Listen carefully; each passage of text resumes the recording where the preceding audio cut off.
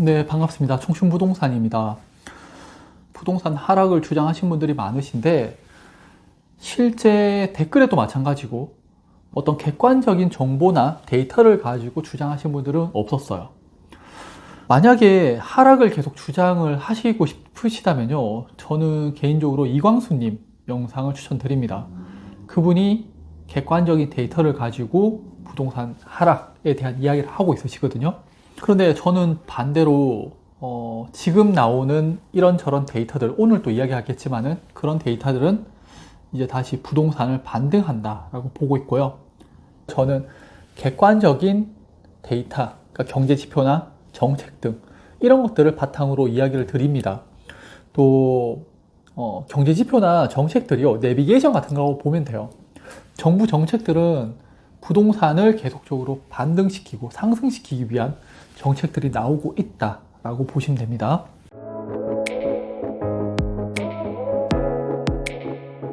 그러면은 오늘 내용 시작하겠는데 2013년에 30대하고 40대 주택 매수 비중이 올랐습니다.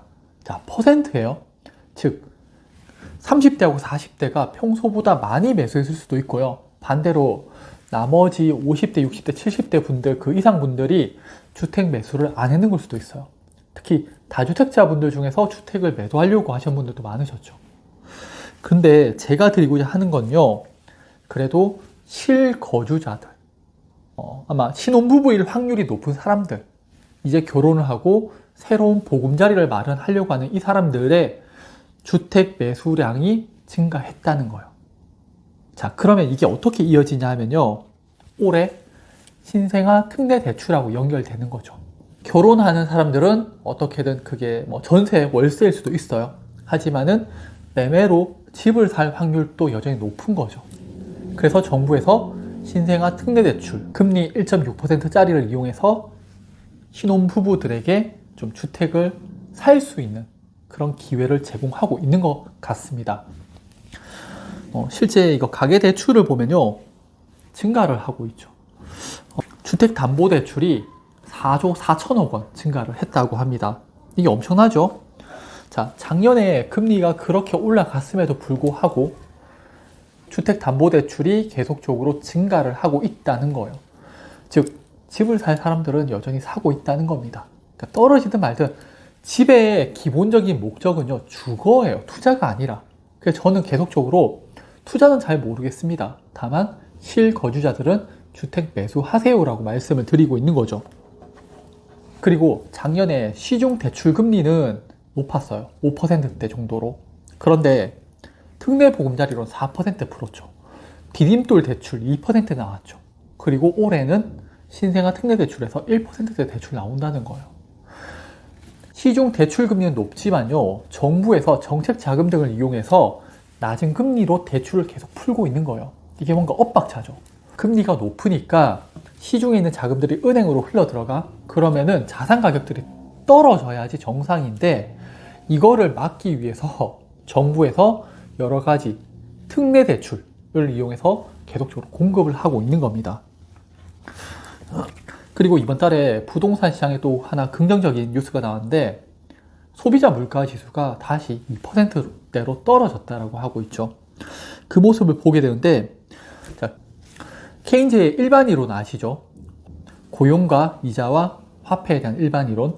이자가 금리, 화폐가 물가, 고용이 실업률이나 고용률이라고 보게 되면요, 자, 지금까지 물가가 높아서 금리를 올렸었는데 이제 물가가 떨어졌어요. 그러면은 금리를 낮추기 위해서는 고용이 필요하죠. 최근에 미국의 실업률이 다시 올라가고 있다고 하죠. 그렇다면은 금리가 떨어질 확률이 상당히 높은 겁니다. 그래서 이번에 파월이 우리 이번에 물가에 대해서 아직 승리를 확답할 수 없어 라고 하고 3월 달에 금리 인하 없다는 식으로 발언을 했었는데, 시중에서는 어떻게 돼요? 미국채 10년물 금리를 보게 되면은 파월이 3월 달에 금리 인하가 없다라고 발표했음에도 불구하고 금리가 떨어지고 있죠. 연준에서도 당연히 여러 가지 복잡다양한 그런 경제 지표들 토대로 아직까지 금리 인하 안 할 거야라고 주장을 하지만은, 시장에서도 여러 가지 사안들을 분석했을 때 금리가 떨어질 것으로 전망을 하고 투자를 하고 있는 거예요. 네, 별거 아니에요. 경제지표라는 게. 제가 이런 시황 영상을 안 올리는 이유가 사람들이 이런 내용에 관심이 없어요. 유튜버에서 부동산 시장은 두 가지로 나뉘어요. 오른다, 떨어진다. 어떤 객관적인 정보를 토대로 이야기를 하면은 사람들이 욕을 해요. 비난을 해요. 자기들이 원하는 내용이 아니기 때문에.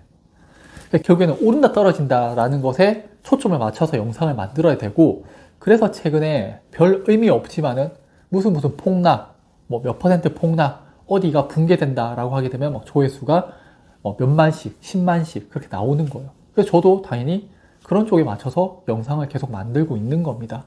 실제 뭐 부동산 가격이 막 떨어진다, 급락한다라고 하지만요.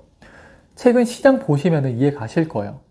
작년에는 주택 매도자들이 급매로 던지더라도 집을 팔고 싶어도 못 팔았는 반면에요. 지금은 누군가 급매를 던지게 되면은 바로바로 사가는, 반대로 이런 급매를 기다리는 매수자들이 상당히 많은 시장입니다.